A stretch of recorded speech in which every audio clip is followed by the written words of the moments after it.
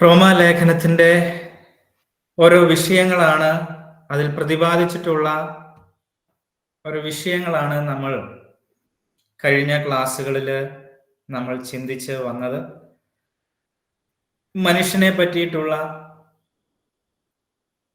ദൈവം ഈ ഭൂമിയിൽ ദൈവം ചെയ്തെടുക്കുന്ന നമ്മളുടെ ഓരോരുത്തരുടെയും വീണ്ടെടുപ്പിനും രക്ഷയ്ക്കും ദൈവം ചെയ്തിട്ടുള്ള ഓരോന്നിനെയും പറ്റി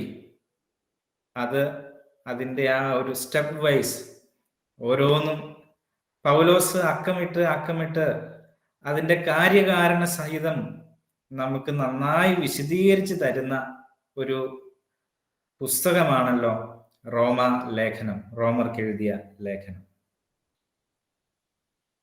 ക്രിസ്തീയ ജീവിതത്തിന്റെ, ക്രിസ്തീയ മാർഗത്തിന്റെ അന്തസത്ത നമുക്ക് ഈ ലേഖനത്തിൽ കാണാവുന്നതാണ്. അതിൻ്റെ ഒന്നാമത്തെ വിഷയം നമ്മൾ ആദ്യമേ ചിന്തിച്ചു. അതൊരു ശിക്ഷാവിധി എന്നുള്ള ഒരു വിഷയമാണ് പ്രതിപാദിച്ചത്. രണ്ടാമത്തെ വിഷയം, ഒരു ശിക്ഷാവിധി നമ്മളുടെ തലയ്ക്ക് മുകളിൽ ഉള്ളത് കൊണ്ട്, നാം എല്ലാവരും അതിൻ്റെ കീഴിലാണ് എന്നുള്ളത് കൊണ്ട് നമുക്കൊരു നീതീകരണത്തിന്റെ ആവശ്യം നമ്മൾക്കുണ്ട് എന്ന് നാം ചിന്തിച്ചു. ആ നീതീകരണം ഏതിലൂടെയാണ്? ന്യായപ്രമാണത്താലല്ല, പ്രവൃത്തികളാലല്ല, ഇതൊന്നിനാലുമല്ല, വിശ്വാസത്താലാണ് നാം ഏവരും ദൈവസന്നിധിയിൽ നീതീകരിക്കപ്പെട്ടവരായി നാം മാറുന്നത് എന്ന് നാം കണ്ടു. മൂന്നാമത്തെ വിഷയം നാം കഴിഞ്ഞ മാസം നാം തുടങ്ങി വെച്ചതാണ്. അത് വിശുദ്ധീകരണം എന്നുള്ള വിഷയമാണ്. സാങ്ക്ടിഫിക്കേഷൻ, വിശുദ്ധീകരണം. ഒരു ചോദ്യത്തോടു കൂടെയാണ് ഈ 6-ാമത്തെ അധ്യായം ആരംഭിച്ചത്. നമ്മൾ അതൊന്ന് ഓടിച്ച്, നമ്മൾ 6, 7, 8 അധ്യായങ്ങൾ നമ്മളൊന്ന് ഓടിച്ച് പറഞ്ഞു പോയെങ്കിലും അതിൽ അടങ്ങിയിരിക്കുന്ന സത്യങ്ങൾ അത് വീണ്ടും ആഴത്തിൽ അത് അല്പം കൂടെയും നമ്മൾ മനസ്സിലാക്കേണ്ടതുണ്ട് എന്ന് ബോധ്യപ്പെട്ടു. 6-ാം അധ്യായം ആരംഭിക്കുന്നത് ആ ഒരു ചോദ്യത്തിൽ നിന്നാണ്. കൃപ പെരുകേണ്ടതിന് പാപം ചെയ്തുകൊണ്ടിരിക്കുക എന്നോ? Shall we continue in sin? പാപത്തിൽ നമ്മളുടെ ജീവിതം തുടരണമോ, പാപത്തിൽ നാം തുടർന്നു കൊണ്ടിരിക്കണമോ എന്നുള്ളതാണ് അവിടുത്തെ ചോദ്യം. പാപം വളരെ ഒരു വലിയൊരു പ്രശ്നമാണ്. പാപം മനുഷ്യന്റെ ജീവിതത്തെ ബന്ധനത്തിലാക്കി കളയുന്നതാണ് പാപം. ഒരു മദ്യപാനിയുടെ ജീവിതത്തിൽ മദ്യത്തിൽ നിന്ന് അവന് രക്ഷപ്പെടാൻ അവൻ ആഗ്രഹിച്ചാലും അവന് പലപ്പോഴും സാധിക്കാറില്ല. ഇത് നിർത്തണം എന്ന് മദ്യപാനികൾ ആഗ്രഹിക്കും. പക്ഷെ അവർക്ക് ആ മദ്യത്തിൽ നിന്ന് കുറച്ച് ദിവസം ചിലപ്പോൾ രക്ഷപ്പെട്ട് നിൽക്കുമായിരിക്കും. പക്ഷെ വീണ്ടും അവർ അതിലേക്ക് പോകും. അതാണ് പാപത്തിന്റെ സ്വാധീനം. വേണ്ടെന്ന് വെച്ചാലും നമുക്ക് വീണ്ടും വീണ്ടും അതിലേക്ക് തന്നെ നയിക്കുന്നതാണ് പാപത്തിന്റെ വശ്യത എന്ന് പറയുന്നത്. ഞാൻ ജോലി ചെയ്യുന്ന ഹോസ്പിറ്റലില് പലരും ഡി അഡിക്ഷന് വേണ്ടിയിട്ട് കടന്നു വരും. ചിലര് സ്വമനസാൽ കടന്നു വരുന്നവരുണ്ട്, ചിലരെ അബോധാവസ്ഥയിൽ കൊണ്ടുവരുന്നവരുണ്ട്, നിർബന്ധത്താൽ എത്തിക്കുന്നവരുണ്ട്, ചിലരെ ഹോസ്പിറ്റലിൽ നിന്ന് തന്നെ സ്റ്റാഫ് ചെന്ന് അവർക്ക് ഇഞ്ചക്ഷൻ നൽകി അങ്ങനെ കൊണ്ടുവരുന്നവരുമുണ്ട്.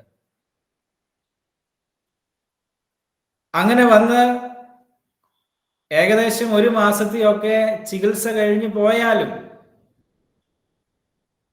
പലരും മടങ്ങി വരുന്നത് വേദനിപ്പിക്കുന്ന ഒരു സത്യമാണ്. പലരും നല്ല ഉറച്ച തീരുമാനത്തോടെയാണ് അവർ പോകുന്നത്.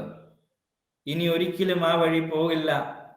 കുടുംബത്തിൽ പ്രശ്നം, സമൂഹത്തിൽ പ്രശ്നം, ജോലി കാര്യങ്ങൾ വേണ്ടതുപോലെ ചെയ്യാൻ സാധിക്കുന്നില്ല, ആരോഗ്യ പ്രശ്നങ്ങൾ, ഇങ്ങനെ ധാരാളം ബുദ്ധിമുട്ടും പ്രയാസവും ഒക്കെ ഉണ്ടെങ്കിൽ പോലും കുറച്ച് നാളുകൾ കഴിയുമ്പോൾ, കുറച്ച് മാസങ്ങൾ കഴിയുമ്പോൾ, അല്ലെങ്കിൽ കുറച്ച് വർഷങ്ങൾ കഴിയുമ്പോൾ, വേണ്ട ചിലര് ഏതാനും ദിവസങ്ങൾ കഴിയുമ്പോൾ വീണ്ടും വന്ന് അഡ്മിറ്റ് ആകുന്നവരുണ്ട്.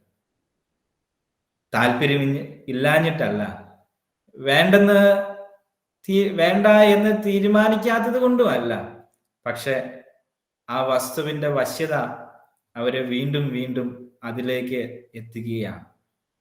പാപവും ഇതുപോലെ തന്നെയാണ്. അതിനൊരു വശ്യതയുണ്ട്. അത് വീണ്ടും വീണ്ടും അതിലേക്ക്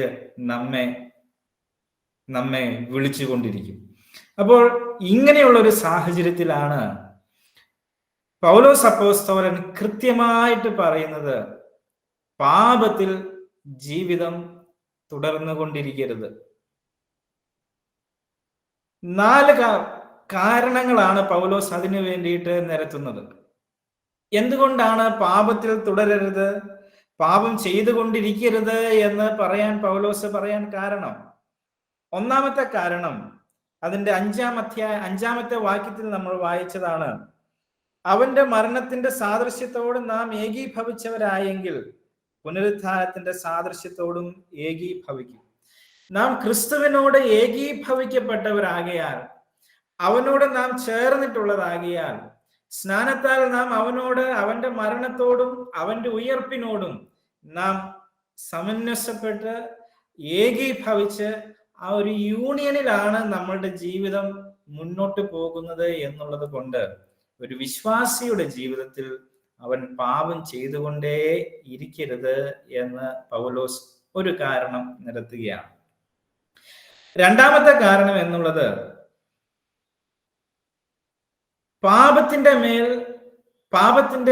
അതിന്റെ അധികാരത്തിന്റെ മേൽ കൃപയാൽ ദൈവം ഒരു വിടുതൽ മനുഷ്യന് ദൈവം നൽകിയിട്ടുണ്ട്.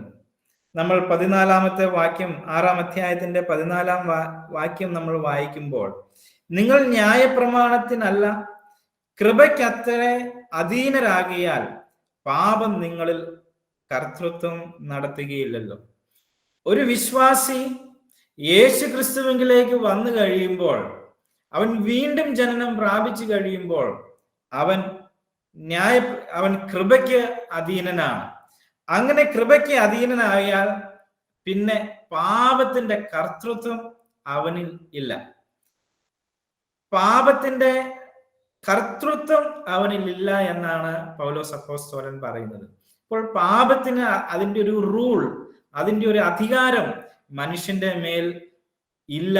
കൃപയിലേക്ക് വന്നാൽ, ക്രിസ്തുവിലേക്ക് വന്നാൽ, കൃപയ്ക്ക് നമ്മൾ അധീനരായാൽ പിന്നെ ഈ പാപത്തിന്റെ ഒരു കർത്തൃത്വം അത് നമ്മിൽ ഇല്ല എന്ന് പൗലോസ് അപ്പോസ്തലൻ അടിവരയിട്ട് പറയുകയാണ്.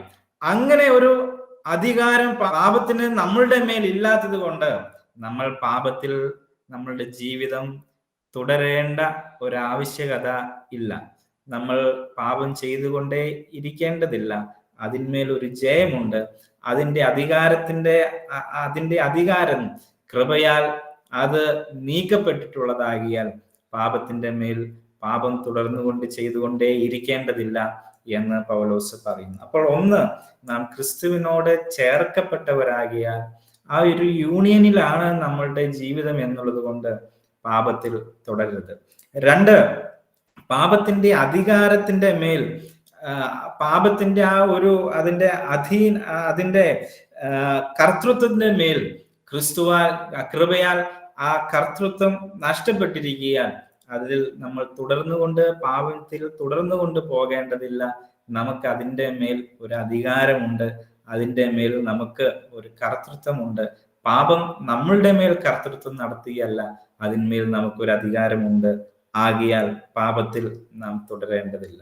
3-ാമത്തെ കാര്യം, ഈ പാപം തുടർന്നുകൊണ്ടിരുന്നാൽ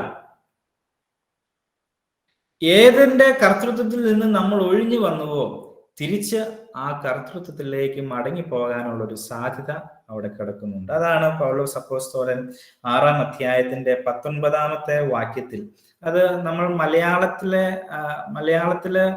നമ്മൾ വായിക്കുമ്പോൾ അത് കൃത്യമായിട്ട് അവിടെ ആ ആശയം വന്നിട്ടില്ല. പക്ഷെ ഇംഗ്ലീഷ് വേർഷൻ നമ്മൾ വായിക്കുമ്പോൾ അവിടെ lawlessness leading to more lawlessness, അതായത് പാപം കൂടുതൽ പാപത്തിലേക്ക് നയിക്കുകയാണ് ചെയ്യുന്നത്. അപ്പോൾ പാപം നമ്മൾ തുടർന്നു കൊണ്ടിരുന്നാൽ അല്ലെ അതിന്റെ ഡിഗ്രി കൂടും, ഇല്ല അതിന്റെ വശ്യത കൂടുതൽ ശക്തി പ്രാപിക്കും, അതിന്റെ കർത്തൃത്വം കൂടുതൽ ബലപ്പെട്ടു വരും. ആകയാൽ പൗലോസ് അപ്പോസ്തലൻ പറയുന്നു, പാപത്തിൽ തുടരരുത്. ഇപ്പൊ നമ്മൾ 3 കാര്യങ്ങളാണ് പറഞ്ഞത്. പാപത്തിൽ എന്തുകൊണ്ടാണ് തുടരരുത് എന്ന് പൗലോസ് പറയാനുള്ള 3 കാരണങ്ങൾ. 1, 5-ാമത്തെ വാക്യത്തിൽ അല്ലെ, നമ്മൾ ക്രിസ്തുവിനോട് ചേർക്കപ്പെട്ടവരാകിയാൽ നമ്മൾ പാപത്തിൽ തുടരരുത്. 2, നമുക്ക് പാപത്തിന്റെ മേൽ ഒരു അധികാരം കൃപയാൽ അല്ലെ, പാപത്തിന്റെ ആ കർത്തൃത്വം തകർക്കപ്പെട്ടിരിക്കിയാൽ നമുക്ക് അതിൽ തുടരേണ്ട, അതിന്മേൽ നമുക്ക് ജയിക്കാനായിട്ട് സാധിക്കും, അതിൽ തുടരേണ്ട ആവശ്യമില്ല. 3-മതായിട്ട് പറയുന്നത്, പാപം അത് ചെയ്തുകൊണ്ടിരുന്നാൽ അത് നമ്മളുടെ മാസ്റ്ററായി വരാൻ വീണ്ടും അതിന്റെ അധികാരം അല്ലെ, അത് കൂടുതൽ പ്രബലപ്പെട്ട് അതിന്റെ അധീനതയിലേക്ക് നമ്മളുടെ ജീവിതം വീണ്ടും തിരിഞ്ഞു പോകാൻ ഒരു ഉണ്ട് എന്നുള്ളത് കൊണ്ട് നമ്മൾ അല്ലെ അതിൽ തുടരരുത് എന്ന് പൗലോസ് അപ്പോസ്തലൻ ഓർമ്മപ്പെടുത്തുന്നു. 4-മത്തെ കാര്യം, അത് നമ്മൾ 21, 23 വാക്യങ്ങൾ വായിക്കുമ്പോൾ അവിടെ പറഞ്ഞിട്ടുണ്ട്. 21-ാമത്തെ വാക്യം, നിങ്ങൾക്ക് അന്ന് എന്തൊരു ഫലം ഉണ്ടായിരുന്നു, ഇപ്പോൾ നിങ്ങൾക്ക് ലജ്ജ തോന്നുന്നത് തന്നെ, അതിന്റെ അവസാനം മരണമല്ലോ. അപ്പോൾ പാപത്തിന് ഒരു എൻഡ് റിസൾട്ട് ഉണ്ട്. അത് ചെയ്തുകൊണ്ടിരുന്നാൽ, അതിൽ കണ്ടിന്യൂ ചെയ്തുകൊണ്ടിരുന്നാൽ അതിനൊരു എൻഡ് റിസൾട്ട് ഉണ്ട്. ആ എൻഡ് റിസൾട്ട് എന്ന് പറയുന്നത് മരണമാണ്. 23-ാമത്തെ വാക്യം, പാപത്തിന്റെ ശമ്പളം മരണമത്രേ. അപ്പോൾ അതുകൊണ്ട് പൗലോസ് അപ്പോസ്തലൻ പറയുന്നു, പാപത്തിൽ നമ്മളുടെ ജീവിതം തുടർന്നു കൊണ്ടിരിക്കരുത്. അതിൽ നിന്നും നാം പിന്മാറിയിട്ട് എങ്ങനെ ജീവിക്കണം? നമ്മൾ അതിന്റെ 6-ാം അധ്യായത്തിന്റെ 4-ാമത്തെ വാക്യത്തിൽ ഇങ്ങനെ പറയുന്നു, അങ്ങനെ നാം അവന്റെ മരണത്തിൽ പങ്കാളികളായി തീർന്ന സ്നാനത്താൽ അവനോട് കൂടെ കുഴിച്ചിടപ്പെട്ടു. ക്രിസ്തു മരിച്ചിട്ട് പിതാവിന്റെ മഹിമയാൽ ജീവിച്ചെഴുന്നേറ്റതുപോലെ നാമും ജീവന്റെ പുതുക്കത്തിൽ നടക്കേണ്ടതിന് തന്നെ. അപ്പോൾ പാപത്തിൽ നമ്മളുടെ ജീവിതം തുടർന്നു കൊണ്ടിരിക്കാതെ അതിന്റെ മേൽ കൃപയാൽ ഒരു കർത്തൃത്വം, വിശ്വാസികളായ നമ്മൾക്ക് ഓരോരുത്തർക്കും ഒരു കർത്തൃത്വം ദൈവം തന്നിട്ടുണ്ട്. അതിന്റെ ബേസിൽ നമ്മളുടെ ജീവിതം നമ്മൾ പുതുക്കത്തിൽ നടക്കണം എന്നുള്ളതാണ് പൗലോസ് അപ്പോസ്തലൻ പറയുന്നത്. അപ്പോൾ വിശുദ്ധീകരണം എന്നുള്ളത് പാപത്തിൽ നമ്മളുടെ ജീവിതത്തെ മുന്നോട്ട് നയിക്കാതെ ഈ പുതുക്കത്തിന്റെ അനുഭവത്തിൽ, ജീവന്റെ പുതുക്കത്തിൽ നാം നടക്കുന്ന ആ പ്രക്രിയക്കാണ്, അതിനാണ് നാം വിശുദ്ധീകരണം എന്ന് പറയുന്നത്. അപ്പോൾ ജീവന്റെ പുതുക്കത്തിൽ നാം ഓരോരുത്തരും നടക്കണം. വിശ്വാസിയുടെ ജീവിതം അത് ജീവന്റെ പുതുക്കത്തിൽ നടക്കേണ്ടുന്ന ഒരു ജീവിതമാണ് വിശ്വാസിയുടെ ജീവിതം. അപ്പോൾ എങ്ങനെയാണ് ജീവന്റെ പുതുക്കത്തിൽ നമുക്ക് നടക്കുവാൻ സാധിക്കുക? പൗലോസ് അപ്പോസ്തലൻ ഈ 6-ാം അധ്യായത്തില് 3 ഒരു താക്കോൽ വാക്കുകൾ അവിടെ നമുക്ക് കാണാനായിട്ട് സാധിക്കും. 1-ാമത്തെ താക്കോൽ വാക്കെന്ന് പറയുന്നത് അറിയുക എന്നുള്ളതാണ്. 6-ാം അധ്യായത്തിന്റെ ആദ്യ ഭാഗങ്ങളിൽ വായിക്കുമ്പോൾ നിങ്ങൾക്ക് അറിയില്ലയോ എന്ന് ചോദിച്ചുകൊണ്ട് ചില കാര്യങ്ങൾ അവിടെ പൗലോസ് ഓർമ്മപ്പെടുത്തുന്നുണ്ട്. 1-ാമത്തെ കാര്യം, നമ്മളിലെ ആ പഴയ മനുഷ്യൻ ക്രിസ്തുവിനോടുകൂടെ ക്രൂശീകരിക്കപ്പെട്ടു എന്ന് നാം അറിയുന്നു. 6-ാമത്തെ വാക്യം ഇങ്ങനെയാണ്, നാം ഇനി പാപത്തിന് അടിമപ്പെടാതെ വണ്ണം പാപശരീരത്തിന് നീക്കം വരേണ്ടതിന് നമ്മുടെ പഴയ മനുഷ്യൻ അവനോടുകൂടെ ക്രൂശിക്കപ്പെട്ടു എന്ന് നാം അറിയുന്നു. അപ്പോൾ 1-ാമതായിട്ട് നമ്മൾ അറിയേണ്ടുന്ന നമ്മൾ അറിയണം, അല്ലെങ്കിൽ നമ്മൾ മനസ്സിലാക്കേണ്ട ഒരു കാര്യം എന്ന് പറഞ്ഞാൽ, പഴയ മനുഷ്യൻ അത് ക്രിസ്തുവിനോട് കൂടെ ക്രൂശിക്കപ്പെട്ടിരിക്കുന്നു എന്ന് നാം അറിയണം.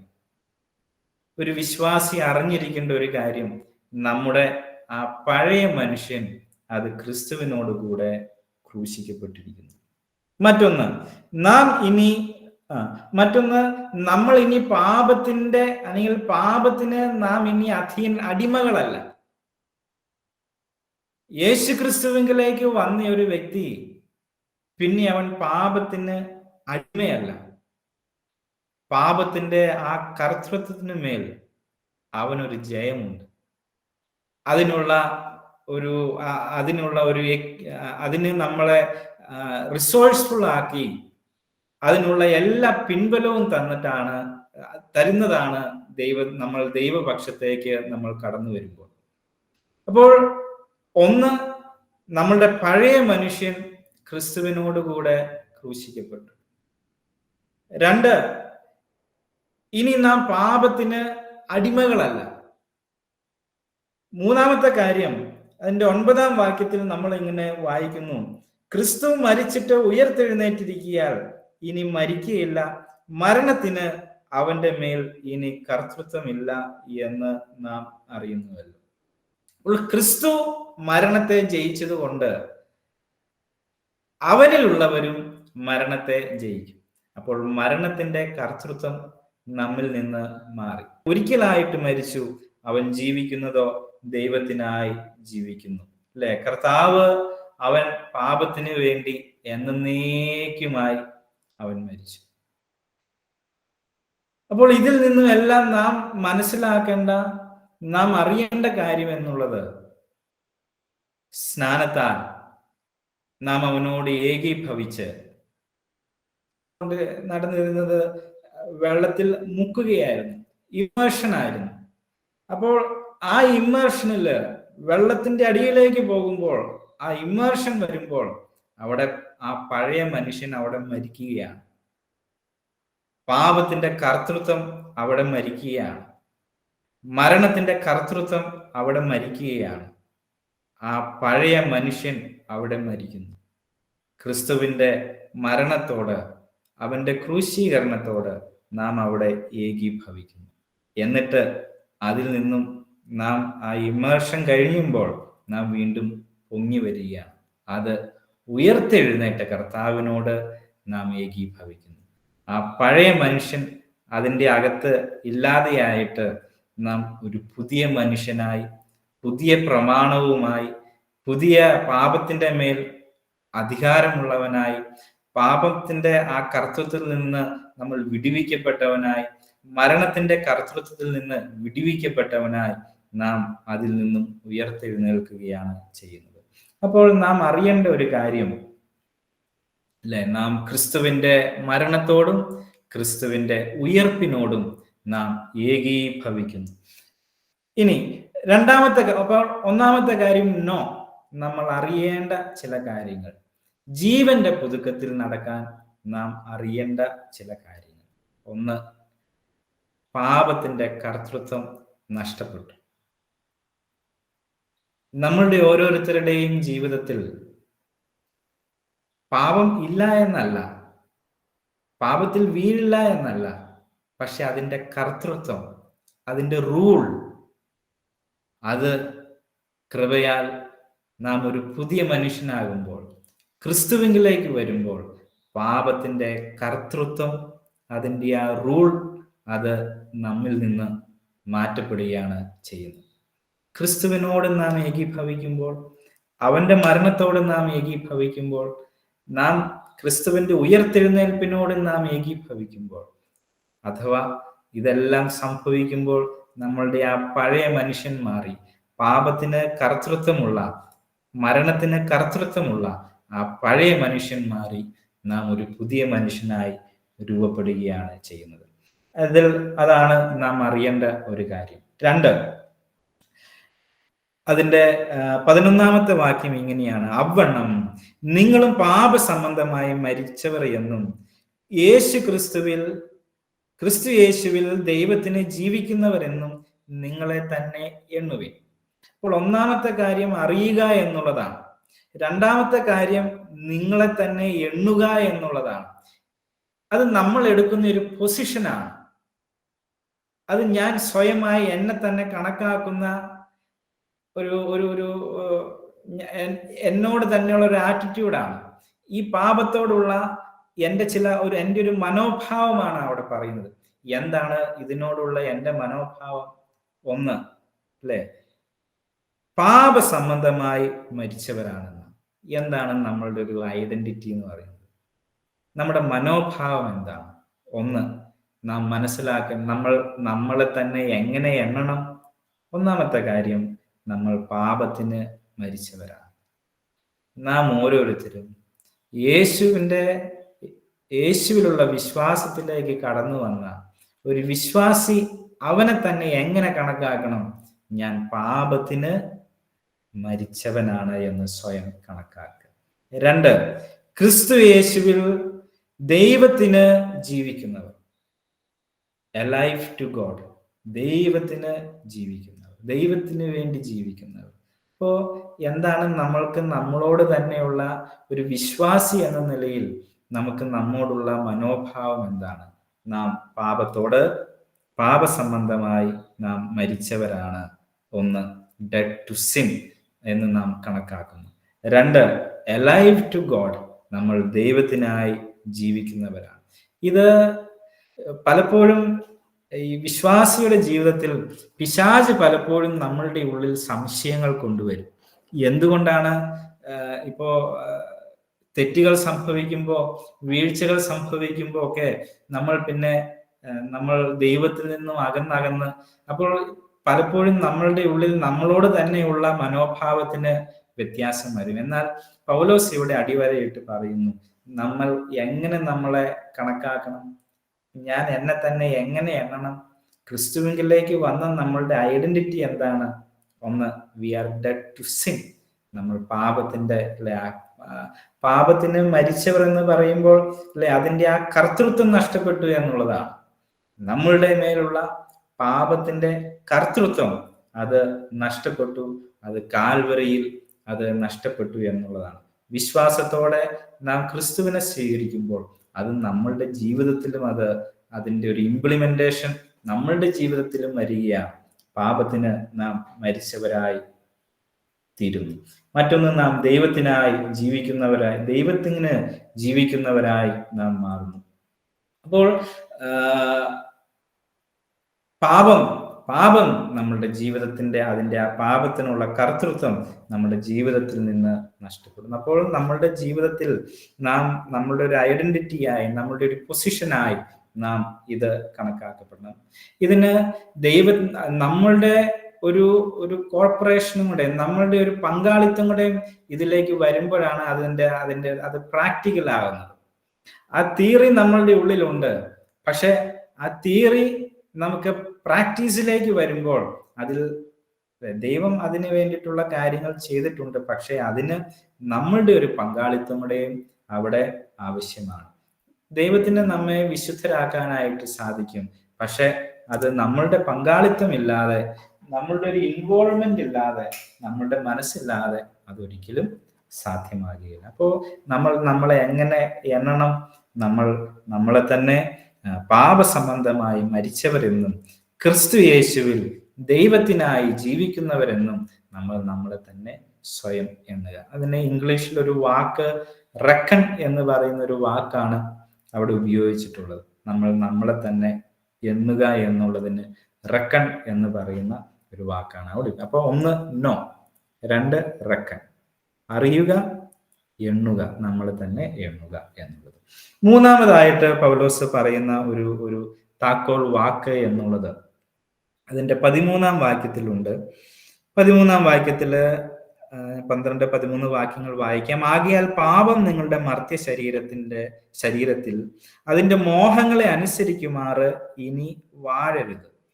നിങ്ങളുടെ അവയവങ്ങളെ അനീതിയുടെ ആയുധങ്ങളായി പാപത്തിന് സമർപ്പിക്കുകയും അരുത്.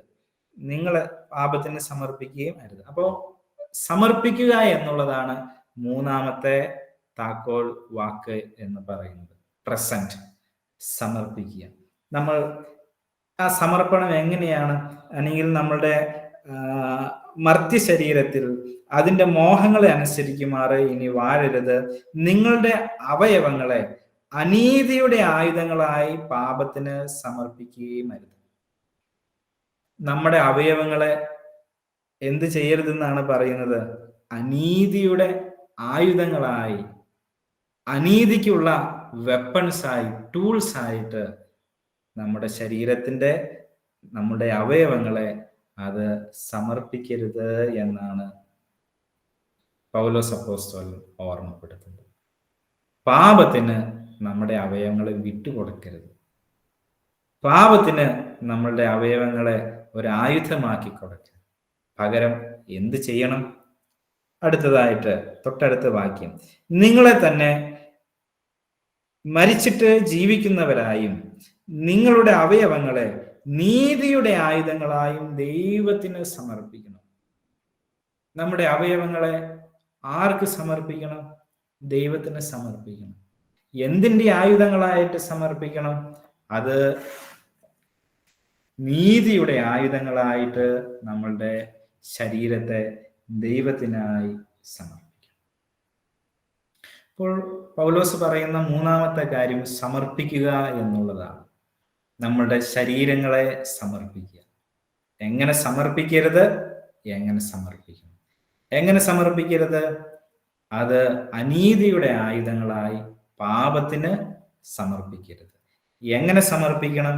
നീതിയുടെ ആയുധങ്ങളായി ദൈവത്തിനായി നമ്മുടെ ശരീരത്തെ നാം സമർപ്പിക്കണം. അപ്പോൾ കൃപയാണ് നമുക്ക് ഇതിനെല്ലാത്തിനും സഹായിക്കുന്നത്. പാപത്തോട് നോ പറയാൻ, പാപത്തോട് നമുക്ക് വേണ്ട എന്ന് പറയാൻ ദൈവം അതിനായി നമ്മെ ഓരോരുത്തരെയും ശക്തീകരിക്കുന്നു. വിശുദ്ധീകരണം എന്ന വിഷയം എന്നുള്ളത് നാം നമ്മളുടെ ആ പുതിയ ഒരു ഐഡന്റിറ്റിയിൽ നമ്മൾ ജീവിക്കുന്നതാണ് വിശുദ്ധീകരണം.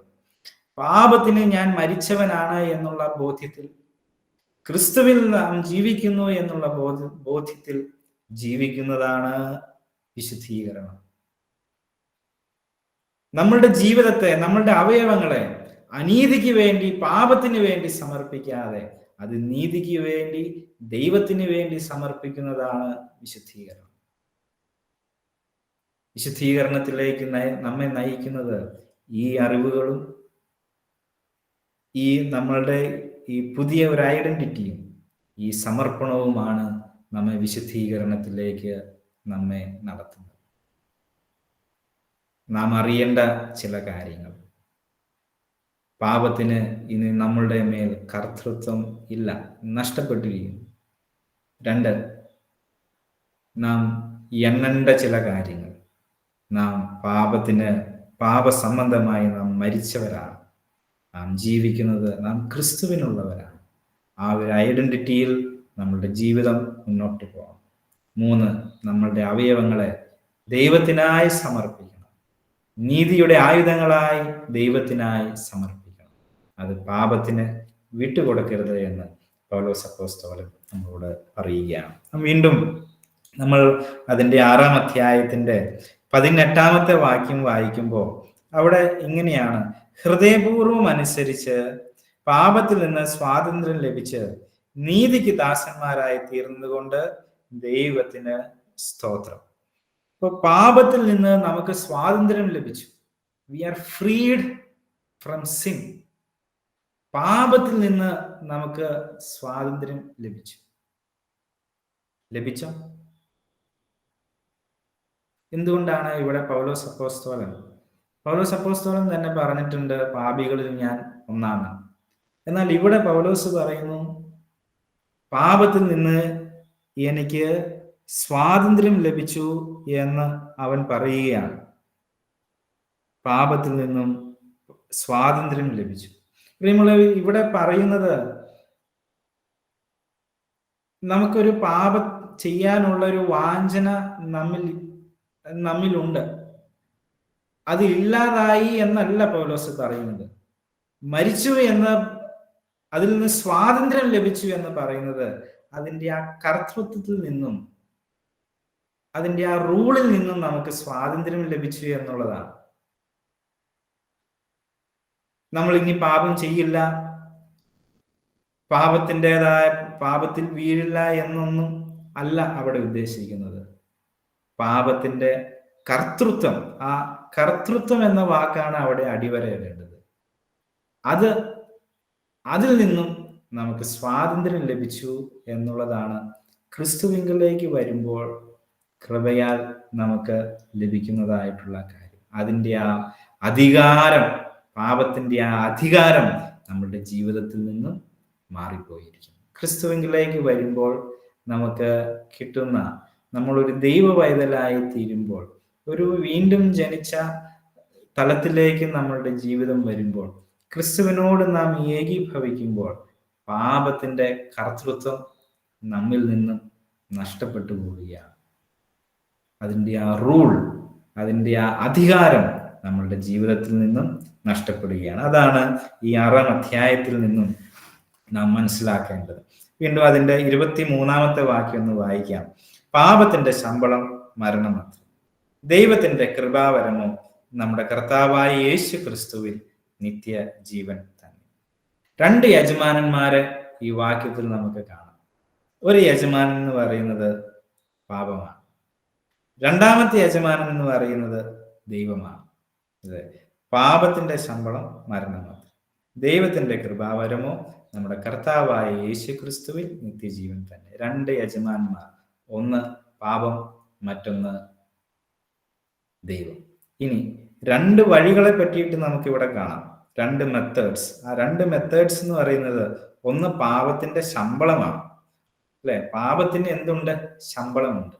അപ്പോൾ പാപത്തിൽ നിന്നും നമുക്ക് കിട്ടുന്നത് എന്താണ്? നമുക്ക് ശമ്പളമാണ് കിട്ടുന്നത്. എന്നാൽ ദൈവത്തിൽ നിന്നും നമുക്ക് ലഭിക്കുന്നത് എന്താണ്? അത് കൃപാവരമാണ് നമുക്ക് ലഭിക്കുന്നത്. കൃപാവരം, നമുക്ക് കൃപ തോന്നി സൗജന്യമായിട്ട് കിട്ടുന്ന ഗിഫ്റ്റ്, ഒരു ഫ്രീ ഗിഫ്റ്റ്. അപ്പോൾ പാപത്തിന് ശമ്പളം, എന്നാൽ ദൈവത്തിൽ നിന്ന് നമുക്ക് ലഭിക്കുന്നത് ഒരു ഫ്രീ ആയിട്ടുള്ള ഗിഫ്റ്റാണ്. എന്താണ് പാപത്തിൽ നിന്ന് നമുക്ക് ലഭിക്കുന്ന ശമ്പളം? അത് മരണമാണ്. അപ്പോൾ 2 masters, 2 methods and 2 results, 2 consequences നമുക്ക് കാണാനായിട്ട് സാധിക്കും. 2 യജമാന്മാർ, 2 മാർഗങ്ങൾ, പിന്നെ 2 അനന്തരഫലങ്ങൾ. യജമാന്മാർ 2 ആണ്, ഒന്ന് പാപം, 2 ദൈവം. 2 മെത്തേഡ്സ് ആണ്, ഒന്ന് ശമ്പളം, മറ്റൊന്ന് കൃപാവരം. ദൈവം നമുക്ക് ശമ്പളമല്ല തരുന്നത്, ദൈവം നമുക്ക് കൃപാവരമാണ് തരുന്നത്. ഫ്രീ ഗിഫ്റ്റാണ് അവൻ തരുന്നത്. അവൻ നമുക്ക് ശമ്പളമല്ല, ദൈവം നമുക്ക് നൽകും. എന്താണ് ദൈവം നമുക്ക് നൽകുന്ന ആ ഫ്രീ ഗിഫ്റ്റ്? അത് ദൈവത്തിന്റെ കൃപാവരമോ നമ്മുടെ കർത്താവായ യേശു ക്രിസ്തുവിൽ നിത്യജീവൻ. എന്താണ് ക്രിസ്തു നമുക്ക് നൽകുന്ന, ദൈവം നമുക്ക് നൽകിയിട്ടുള്ള ഫ്രീ ഗിഫ്റ്റ്? അത് ക്രിസ്തുവിൽ നമുക്കുള്ള നിത്യജീവനാണ് ദൈവം നമുക്ക് നൽകുന്ന ഫ്രീ ഗിഫ്റ്റ് എന്ന് പറയുന്നത്. എന്നാൽ പാപത്തിനൊരു ശമ്പളമുണ്ട്. ആ ശമ്പളം എന്താണ്? മരണമാണ്. പാപം നമുക്ക് നൽകുന്നത് എന്താണ്? മരണമാണ് നമുക്ക് നൽകുന്നത്. എന്നാൽ ദൈവം നമുക്ക് നൽകുന്നത് എന്താണ്? അത് നിത്യജീവനാണ്. എന്താണ് ദൈവത്തിന്റെ വഴി? അവൻ അത് എങ്ങനെയാ നൽകുന്നത്? അത് നൽകുന്നത് ഒരു കൃപാവരമായിട്ടാണ്, ഫ്രീ ഗിഫ്റ്റ് ആയിട്ടാണ്. എങ്ങനെയാണ് പാപം നമുക്ക് മരണം നൽകുന്നത്? അത് ഒരു ശമ്പളമായിട്ടാണ് അത് നമുക്ക് നൽകുന്നത്. അതുകൊണ്ട് പ്രിയമുള്ളവരെ, നാം ദൈവത്തിങ്കിലേക്ക് കടന്നു വരുമ്പോൾ നമ്മളുടെ ആ ഒരു വലിയ മാറ്റം, ഒരുവൻ ക്രിസ്തുവിലായാൽ അവൻ പുതിയ സൃഷ്ടിയാണെന്ന് പറയുന്നത് അത് ചെറിയൊരു കാര്യമല്ല, അതൊരു വലിയ മാറ്റമാണ്. നമ്മളെ ഒരു നിത്യതയ്ക്ക് വേണ്ടിയിട്ട് നമ്മെ ഒരുക്കുന്ന അതിലേക്കുള്ള സ്റ്റാർട്ടിംഗ് പോയിന്റ് ആണ്. നമ്മിൽ ധാരാളം മാറ്റങ്ങൾ നാം അറിയാതെ തന്നെ നമ്മിലേക്ക് വന്ന് ഭവിക്കുന്നു. അപ്പോൾ നമ്മൾക്ക് ചെയ്യേണ്ടത്, നമ്മിൽ നിന്നും ആവശ്യപ്പെടുന്നു, ഒന്ന് നമ്മളുടെ ആ പുതിയ ഐഡന്റിറ്റി നമ്മൾ റെക്കഗ്നൈസ് ചെയ്യണം, അത് മനസ്സിലാക്കണം. ക്രിസ്തുവിൽ നമുക്കുള്ള ആ പുതിയ ഐഡന്റിറ്റി, അതിനൊത്തവണ്ണം നാം ജീവിക്കാനായിട്ട് നാം പരിശ്രമിക്കണം. പലപ്പോഴും നമ്മൾ ജീവിക്കുന്നത് നാം പാപത്തിന്റെ അധീനരാണ്, പാപത്തിന്റെ കർത്തൃത്വം എൻ്റെ മേലുണ്ട് എന്നുള്ള ധാരണയിലാണ് നമ്മളുടെ ജീവിതം. അതുകൊണ്ട് പലപ്പോഴും നമുക്ക് ജയിക്കാൻ സാധിക്കില്ല. എന്നാൽ റോമാലേഖനം നമ്മൾ പഠിക്കുമ്പോൾ അതിൽ നിന്നും നമുക്ക് ലഭിക്കുന്ന ഒരു ഉൾക്കാഴ്ച എന്നുള്ളത്, we are no more ruled by sin. പാപത്തിന്റെ ഒരു കർത്തൃത്വം ഇനി നമ്മളുടെ മേലില്ല. അതിനെ ജയിക്കാനായിട്ട് നമുക്ക് സാധിക്കും. അതിനെ നമുക്ക് ഓവർകം ചെയ്യാനായിട്ട് സാധിക്കും. അതിന്മേൽ നമുക്ക് ജയം പ്രാപിക്കാനുള്ള വഴികളുണ്ട്. ആ കർത്തൃത്വത്തിൽ നിന്നും ദൈവം നമ്മെ പുറത്തു കൊണ്ടുവന്നു എന്നാണ് ഈ റോമാലേഖനത്തിൽ നിന്നും നമ്മൾ പഠിക്കേണ്ടത്. അതുകൊണ്ട് ജീവിതത്തിൽ നമുക്ക് പലപ്പോഴും നമുക്ക് ടെംപ്റ്റേഷൻസ് ഉണ്ടാവും. ചില ചായ്വുകൾ നമുക്ക് വരും. ചില പ്രേരണകൾ നമ്മളുടെ ഉള്ളിൽ ഉണ്ടാവും. ആ സമയത്ത് നമ്മൾ ഓർക്കേണ്ടത് നാം പാപത്തിന് മരിച്ചവരാണ് എന്നും ദൈവത്തിനായി ജീവിക്കുന്നവരാണ് എന്നും നാം നമ്മെ തന്നെ ഓർമ്മപ്പെടുത്തും. അത് ഒരിക്കലായി മാത്രം നമ്മളുടെ ജീവിതത്തിൽ നടക്കുന്ന ഒന്നല്ല. ഇത് നിരന്തരമായി എപ്പോഴെല്ലാം പ്രലോഭനങ്ങൾ നമ്മളുടെ ജീവിതത്തിൽ ഉണ്ടാകുന്നുവോ, എപ്പോഴെല്ലാം തെറ്റുകളിലേക്ക് നമ്മളുടെ ജീവിതം പോകുന്നുവോ, എപ്പോഴെല്ലാം പാപത്തിൽ നമ്മൾ വീണു പോകുന്നുവോ, ആ വീണു പോകുമ്പോഴെല്ലാം നമ്മൾ ഓർക്കണം, പ്രലോഭനങ്ങൾ ഉണ്ടാകുമ്പോഴെല്ലാം നമ്മൾ നമ്മളോട് തന്നെ പറയണം, അല്ല, പാപത്തിന് ഞാൻ അതിജീവിച്ചവനാണ്, അതിന് ഇനി എൻ്റെ ജീവിതത്തിൽ കർത്തൃത്വമില്ല എന്ന് നാം ആവർത്തിച്ച് എപ്പോഴെല്ലാം പ്രലോഭനങ്ങൾ ഉണ്ടാകുന്നുവോ, എപ്പോഴെല്ലാം നാം വീണു പോകുന്നുവോ, നമ്മൾ നമ്മളെ തന്നെ ഓർമ്മപ്പെടുത്തണം, നമ്മളെ തന്നെ അങ്ങനെ എണ്ണണം. അങ്ങനെ നാം പല ആവർത്തി ചെയ്ത് വരുമ്പോൾ അതിന്, ആ പ്രലോഭനത്തിന്, ആ ഒരു പാപത്തിന് നമ്മളുടെ മേലുള്ള സ്വാധീനം നഷ്ടപ്പെട്ടു പോകും. ദൈവം അതിന് നമ്മെ സഹായിക്കും. വിജയം നേടാൻ അവൻ നമ്മെ സഹായിക്കും. അപ്പോൾ നമ്മൾ ഇനി പാപത്തിന്റെ ദാസന്മാരല്ല. നമുക്ക് കൃപയാൽ അതിൽ നിന്നും ഒരു സ്വാതന്ത്ര്യം ക്രിസ്തു അവന്റെ മരണത്താൽ, അവന്റെ ഉയർത്തെഴുന്നേൽപ്പിനാൽ അതിന്മേൽ ഒരു വിജയം കർത്താവ് നമുക്ക് വേണ്ടിയിട്ട് ഒരുക്കിയിട്ടുണ്ട്. പാപത്തിന് ഇനി നമ്മളുടെ ജീവിതത്തിൽ കർത്തൃത്വമില്ല. നാം ദൈവത്തിനായി ജീവിക്കുന്നവരാണ്. അപ്പോൾ ആ ഒരു കാര്യമാണ് നമുക്ക് ഈ 6-ാമത്തെ അധ്യായത്തിൽ നിന്നും നമ്മൾ മനസ്സിലാക്കേണ്ടത്. ഒരു വിശുദ്ധീകരണത്തിന് വേണ്ടിയിട്ട് പാപത്തെ നമ്മൾ എങ്ങനെ അഡ്രസ്സ് ചെയ്യണം എന്നുള്ളത് പൗലോസ് അവിടെ കൃത്യമായി നമ്മെ പഠിപ്പിക്കുകയാണ്. ഈ 7-ാം അധ്യായത്തിലേക്ക് നമ്മൾ വരുമ്പോൾ ഏതാനും ചില ചോദ്യങ്ങൾക്കുള്ള ഉത്തരമാണ് പൗലോസ് അവിടെ തരുന്നത്.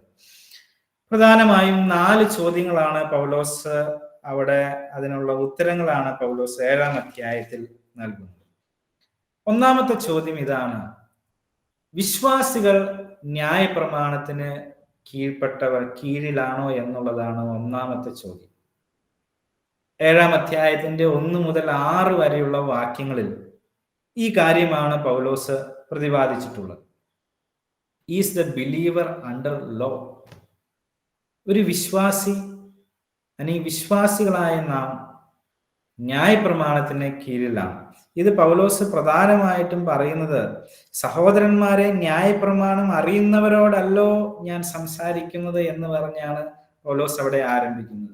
അപ്പോൾ ന്യായപ്രമാണം അറിയാവുന്ന റോമ സഭയിലെ വിശ്വാസികൾക്ക് അവൻ എഴുതുന്നതാണ്, നാം ഇനി ന്യായപ്രമാണത്തിന്റെ കീഴിലാണോ എന്നുള്ളൊരു ചോദ്യത്തിന്റെ ഉത്തരമാണ് പൗലോസ് അവിടെ നൽകുന്നത്. ഉത്തരം ഇതാണ്: അല്ല. നാം അതിൽ നിന്നും മാറി പുതിയ ഒന്നിലേക്ക്, ക്രിസ്തുവിലേക്ക്, അല്ലെ, ആ ന്യായപ്രമാണം എന്നുള്ളതിനെ വിട്ട് നാം ക്രിസ്തുവിലേക്ക് ചേർന്നിരിക്കുന്നു എന്നുള്ളതാണ്. അപ്പോൾ അതിന് പൗലോസ് ഒരു കാര്യത്തോട് സാദൃശ്യപ്പെടുത്തിയിട്ടാണ് അത് വിശദീകരിച്ചത്. വിവാഹം എന്ന് പറയുന്ന, അല്ലെങ്കിൽ വിവാഹ ജീവിതത്തിന്റെ മായിട്ട് ബന്ധപ്പെടുത്തിയിട്ടാണ് പൗലോസ് ഇത് അവർക്ക് പറഞ്ഞു കൊടുക്കുന്നത്.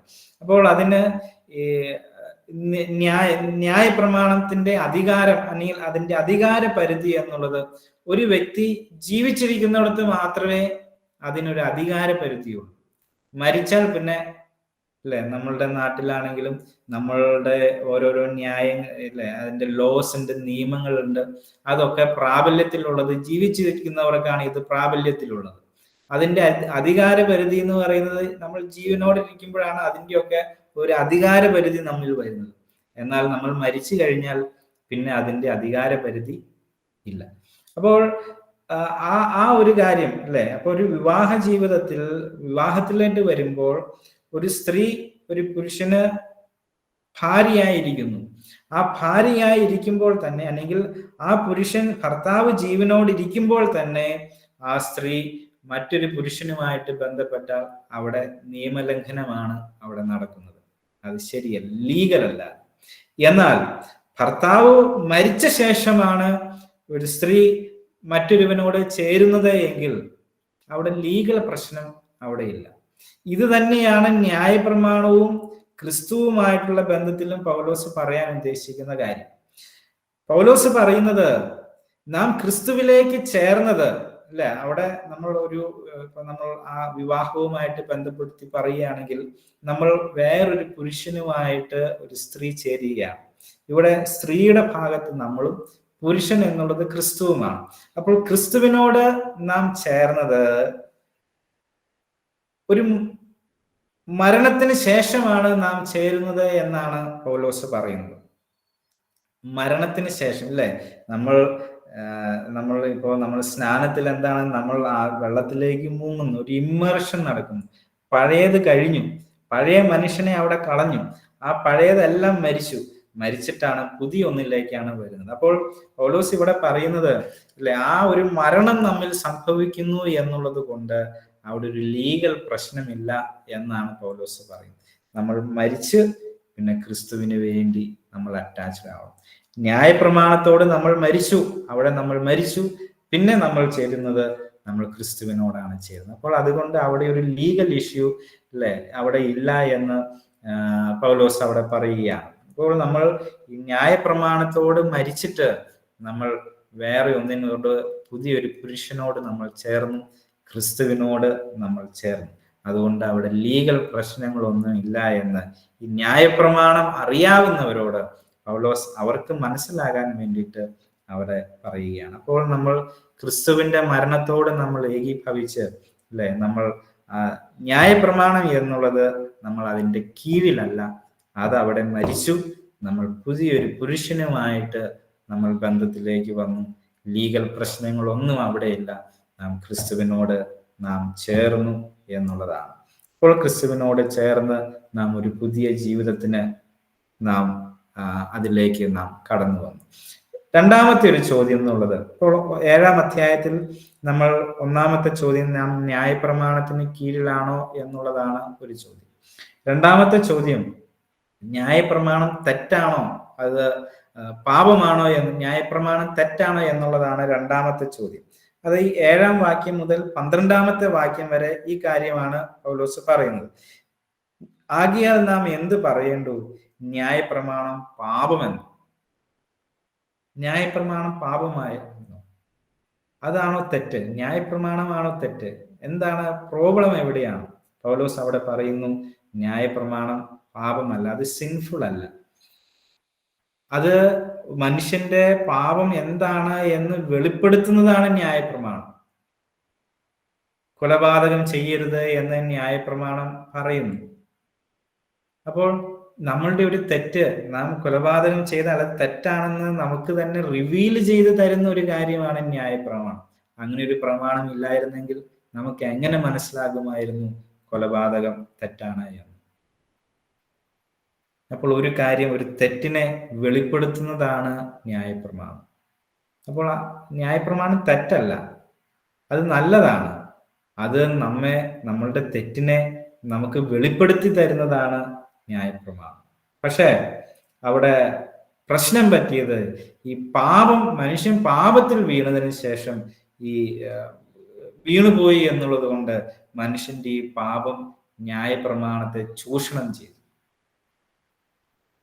ആ ചൂഷണം ചെയ്ത് അത് അവസാനം അത് നമ്മെ മരണത്തിലേക്ക് നയിച്ചു. അപ്പോൾ ന്യായപ്രമാണം എന്നുള്ളത് അത് വിശുദ്ധമാണ്, അത് ശുദ്ധിയുള്ളതാണ്, കൽപ്പനകളെല്ലാം വിശുദ്ധമാണ്.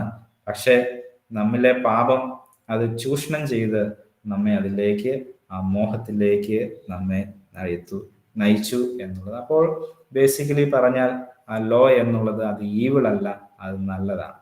പിന്നെ 13-14 വാക്യത്തിൽ മൂന്നാമത്തെ ചോദ്യം, ഒന്നാമത്തെ ചോദ്യം ഇതായിരുന്നു, പാപം അല്ലെങ്കിൽ ഒരു വിശ്വാസി ന്യായപ്രമാണത്തിന്റെ കീഴിലാണോ എന്നുള്ളത്. രണ്ടാമത്തെ ചോദ്യം, ന്യായപ്രമാണം പാപമാണോ എന്നുള്ളത്. മൂന്നാമത്തെ ചോദ്യം ഇതാണ്: is the law a cause of death? മരണത്തിനുള്ള കാരണം ന്യായപ്രമാണമാണോ എന്നുള്ളതാണ്. രണ്ടാമത്തെ ചോദ്യത്തിനുള്ള ഉത്തരം പോലെ തന്നെ ഇതിന്റെയും ഉത്തരം അല്ല. മരണത്തിനുള്ള കാരണമല്ല ന്യായപ്രമാണം. പാപമാണ് മരണത്തിന് കാരണം. ന്യായപ്രമാണം ഒരിക്കലും മരണത്തിനുള്ള കാരണമല്ല. ന്യായപ്രമാണം ആത്മീയമാണ്. 7:14 വാക്യം. ന്യായപ്രമാണം ആത്മീകം എന്ന് നാം അറിയുന്നുവല്ലോ. അപ്പൊ നമ്മൾ പുതിയ നിയമത്തിലാണ് നമ്മൾ എത്തി നിൽക്കുന്നത് എങ്കിലും നമ്മൾ ന്യായപ്രമാണത്തെ എങ്ങനെ കൺസിഡർ ചെയ്യുന്നു? അത് ആത്മീകമായിട്ടുള്ള ഒന്നാണ്, അത് വിശുദ്ധമാണ്. പക്ഷെ മനുഷ്യൻ പാപത്തിന്റെ അധീനതയിലായതുകൊണ്ട് അവൻ അതിന്മേൽ രക്ഷപ്പെടാൻ സാധിക്കുന്നില്ലാത്തത് കൊണ്ട് ആ പാപമാണ് അവിടെ പ്രശ്നം.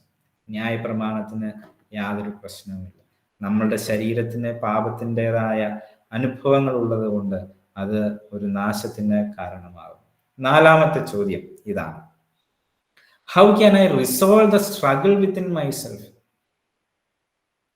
നമ്മളുടെ അകത്തുള്ള ഒരു സ്ട്രഗിൾ ഉണ്ട്, ഒരു യുദ്ധമുണ്ട്. അത് നമുക്ക് 15-ാമത്തെ വാക്യം മുതൽ 25-ാമത്തെ വാക്യം വരെ വായിക്കുമ്പോൾ നമ്മളുടെ ഉള്ളിൽ നടക്കുന്ന ഒരു സ്ട്രഗിൾ നമുക്ക് കാണാൻ കഴിയും. ഞാൻ ഇച്ഛിക്കുന്നതല്ല ഞാൻ ചെയ്യുന്നത്. പൗലോസ് അത് സ്വന്തം ജീവിതത്തിൽ നിന്ന് തന്നെയാണ് ഈ പ്രശ്നം പറയുന്നത്. അതൊരു പ്രശ്നമാണ്. ഞാൻ ഇച്ഛിക്കുന്ന കാര്യമല്ല ഞാൻ ചെയ്യുന്നത്. ഇച്ഛിക്കുന്നത് നല്ല കാര്യമായിരിക്കും, നന്മയായിരിക്കും ഞാൻ ഇച്ഛിക്കുന്നത്. പക്ഷെ ചെയ്യുമ്പോൾ അത് തിന്മയായി പോകുന്നു. അത് പൗലോസിന്റെയും ഒരു പ്രശ്നമാണ്. അവനും ഈ സ്ട്രഗിൾ അനുഭവിക്കുകയാണ്. 15-ാമത്തെ വാക്യം: ഞാൻ പ്രവർത്തിക്കുന്നത് ഞാൻ അറിയുന്നില്ല. ഞാൻ ഇച്ഛിക്കുന്നതിനെ അല്ല പകയ്ക്കുന്നതിനെ അത്ര ചെയ്യുന്നത്. ഞാൻ ഇച്ഛിക്കാത്തതിനെ ചെയ്യുന്നുവെങ്കിലും ന്യായപ്രമാണം നല്ലത് എന്ന് ഞാൻ അപ്പോൾ ഇവിടെ അവൻ ഇച്ഛിക്കുന്ന കാര്യങ്ങളെ അല്ല അവൻ ചെയ്തുകൊണ്ട് പോകുന്നത്. ഉള്ളിലൊരു സ്ട്രഗിൾ, അവന്റെ ഉള്ളിലെ ആ സ്ട്രഗിള് പൗലോസ് അവിടെ വെളിപ്പെടുത്തുകയാണ്. നല്ലത് ചെയ്യാനാണ് ഇഷ്ടം, ആഗ്രഹം. പക്ഷെ അവിടെ പാപത്തിന്റെ ഒരു കെണി കിടക്കുക. ആ കെണി ഉള്ളത് കൊണ്ട് ഞാൻ ചെയ്തു വരുമ്പോൾ അത് ഞാൻ ഇച്ഛിക്കാത്ത, ഞാൻ ചെയ്യാൻ ഇച്ഛിക്കുന്ന നന്മ ചെയ്യുന്നില്ലല്ലോ, ഇച്ഛിക്കാത്ത തിന്മയത്രേ പ്രവർത്തിക്കുന്നത്. 19-ാമത്തെ വാക്യം. പ്രിയമുള്ളവരെ, ഇത് പൗലോസിന് മാത്രമുള്ള ഒരു സ്ട്രഗിൾ അല്ല, നമ്മളുടെയും ജീവിതത്തിൽ നാം കടന്നു പോകുന്ന ഒരു സ്ട്രഗിൾ ആണിത്. പലപ്പോഴും നമ്മളുടെ ഉള്ളിലെ ആഗ്രഹം ഇതൊന്നുമില്ലാതെ ജീവിക്കണം, പാപമൊന്നും തെറ്റൊന്നും ചെയ്യാതെ, പാപമൊന്നും ചെയ്യാതെ, നല്ലത് സംസാരിച്ച് നല്ലത് പ്രവർത്തിച്ച് നന്മയായിട്ടുള്ളതെല്ലാം ചെയ്യണം എന്നാണ് നമ്മളുടെ ആഗ്രഹം. പക്ഷേ പൗലോസിന് പറ്റും പോലെ തന്നെ നമുക്കും അതിന് പറ്റാറില്ല. നാം ഇച്ഛിക്കാത്ത തിന്മ നമ്മിൽ നിന്നും കടന്നു പോകുന്നു. 25-ാമത്തെ വാക്യം: ഇങ്ങനെ ഞാൻ തന്നെ ബുദ്ധി കൊണ്ട് ദൈവത്തിന്റെ പ്രമാണത്തെയും ജഡം കൊണ്ട് പാപത്തിന്റെ പ്രമാണത്തെയും സേവിക്കുന്നു. ബുദ്ധി കൊണ്ട് ദൈവത്തിന്റെ പ്രമാണം, ജഡം കൊണ്ട് പാപത്തിന്റെ പ്രമാണം. പ്രിയമുള്ളവർ, ഈ രണ്ട് പ്രമാണങ്ങളുടെ ഇടയിലാണ് നമ്മളുടെ ജീവിതം. എന്നാൽ ഒരു സന്തോഷ വാർത്ത എന്നുള്ളത്, നാം ക്രിസ്തുവിലേക്ക് വരുമ്പോൾ ആ പാപത്തിന്റെ ആ പ്രമാണത്തിൽ നിന്ന്, അല്ലെങ്കിൽ ആ പാപത്തിന്റെ കർത്തൃത്വത്തിൽ നിന്ന് പുറത്തു വരാനുള്ള എല്ലാ റിസോഴ്സസും സാധ്യതകളും ദൈവം കൃപയാൽ നമ്മളുടെ ഉള്ളിൽ ആക്കിയിട്ടുണ്ട് എന്നുള്ളതാണ്. ജയിക്കാൻ സാധിക്കും. അതിനുള്ള എക്യുപ്മെന്റ്സ് എല്ലാം നമ്മളുടെ കയ്യിലുണ്ട്. ആ ഒരു ഐഡന്റിറ്റി, ആ ഒരു സ്റ്റാൻഡുമാണ് നമ്മളുടേത്. എന്നാൽ അത് പ്രാവർത്തികമാക്കാൻ നമ്മൾ നമ്മുടെ രക്ഷിതാവായ ക്രിസ്തുവിങ്കലേക്ക് നോക്കാം. ഈ ഒരു രണ്ട് പ്രമാണവും ഒരു മനുഷ്യന്റെ ഉള്ളിൽ കിടക്കുന്നു എന്നുള്ളത് കൊണ്ടാണ് നമുക്കൊരു രക്ഷകന്റെ ആവശ്യകത.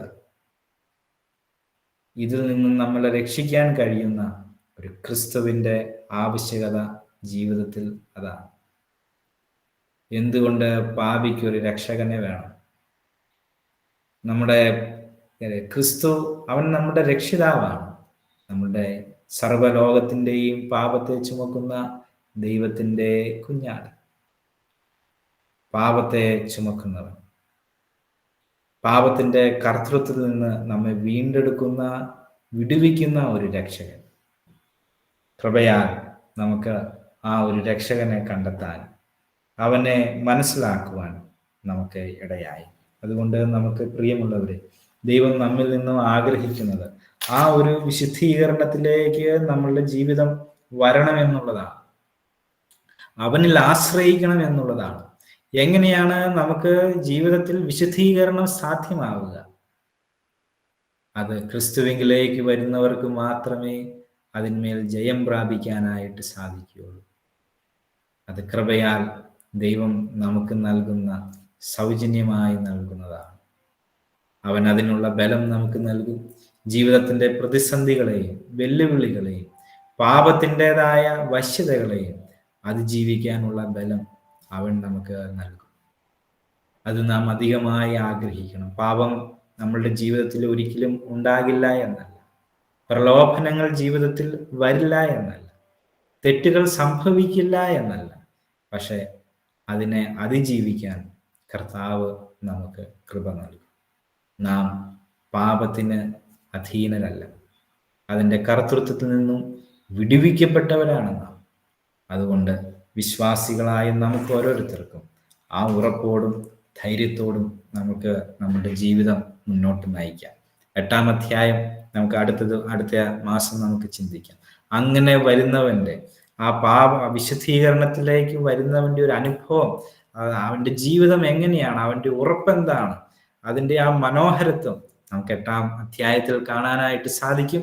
അത് നമുക്ക് അടുത്ത ആഴ്ചയിൽ നമുക്ക് ചിന്തിക്കാം. ഒരു നിമിഷം കണ്ണുകളെ അടച്ച് നമുക്ക് നമ്മെ വീണ്ടെടുത്ത, നമ്മെ വിളിച്ച, നമ്മെ ഈ രക്ഷയിലേക്ക് നയിച്ച, പാപത്തിൻ്റെ അധീനതയിൽ നിന്നും നമ്മെ വിടുവിച്ച, അതിൻ്റെ അധികാരത്തിൽ നിന്നും നമ്മെ പുറത്തു കൊണ്ടുവന്ന ആ ദൈവത്തെ നമുക്കൊന്ന് ഹൃദയം കൊണ്ട് അവനെ ഒന്ന് സ്തുതിക്കാം, ഒന്ന് നന്ദി പറയാം. ക്രിസ്തുവിലേക്ക് വരുന്നവർ അവരൊരു പുതിയ സൃഷ്ടിയാണ്. പഴയത് കഴിഞ്ഞുപോയി. പാപത്തിന് മരിച്ചവർ, ദൈവത്തിന് ജീവിക്കുന്നവർ. കർത്താവെ, ആ ഒരു ഐഡന്റിറ്റിയിൽ ഞങ്ങൾക്ക് ഞങ്ങളുടെ ജീവിതത്തെ ക്രമപ്പെടുത്തുവാൻ, ക്രമീകരിക്കുവാൻ, കർത്താവെ, ഞങ്ങളിൽ നിന്നും വീഴ്ചകൾ വരുമ്പോൾ, പ്രലോഭനങ്ങൾ ഞങ്ങളിൽ വരുമ്പോൾ, പാപത്തിൽ കർത്താവെ ഞങ്ങൾ വീണുപോകുന്ന സമയങ്ങളിൽ ഈ ഓർമ്മപ്പെടുത്തലുകൾ കർത്താവെ ഞങ്ങളെ നയിക്കാൻ, അതിന്മേൽ ജയം പ്രാപിപ്പാൻ, ഒടുവിൽ കർത്താവെ അതിനെയെല്ലാം അതിജീവിപ്പാൻ നീ ഞങ്ങളെ സഹായിക്കണമേ എന്ന് ഞങ്ങൾ നിന്നോട് പ്രാർത്ഥിക്കുക. ദൈവമേ, വീണുപോയ മേഖലകൾ, തെറ്റിപ്പോയ വാക്കുകൾ, തെറ്റിപ്പോയ പ്രവൃത്തികൾ, കർത്താവെ ഞങ്ങളുടെ കണ്ണുകൾ കൊണ്ടും, കർത്താവെ ഞങ്ങളുടെ സംസാരം കൊണ്ടും പ്രവൃത്തികൾ കൊണ്ടുമെല്ലാം ഞങ്ങളിൽ നിന്നും വന്നുപോയ എല്ലാ കുറവുകളെയും കർത്താവെ നീ ഞങ്ങൾക്ക് ഈ സമയം നീ ഞങ്ങളോട് ക്ഷമിക്കണമേ എന്ന് ഞങ്ങൾ നിന്നോട് പ്രാർത്ഥിക്കുക. ഞങ്ങളുടെ ജീവിതം ഒരു സാക്ഷ്യത്തോടെ ജീവിപ്പാൻ കർത്താവെ നീ ഞങ്ങളെ ബലപ്പെടുത്തണം, അധികമായി ഞങ്ങളെ ശക്തീകരിക്കണം, സഹായിക്കണം. സകലവും യേശുവിൻ നാമത്തിൽ താഴ്മയായി ചോദിക്കുന്നു കർത്താവെ, കൃപയോടെ കേൾക്കുമാറാകണമേ. ആമേൻ.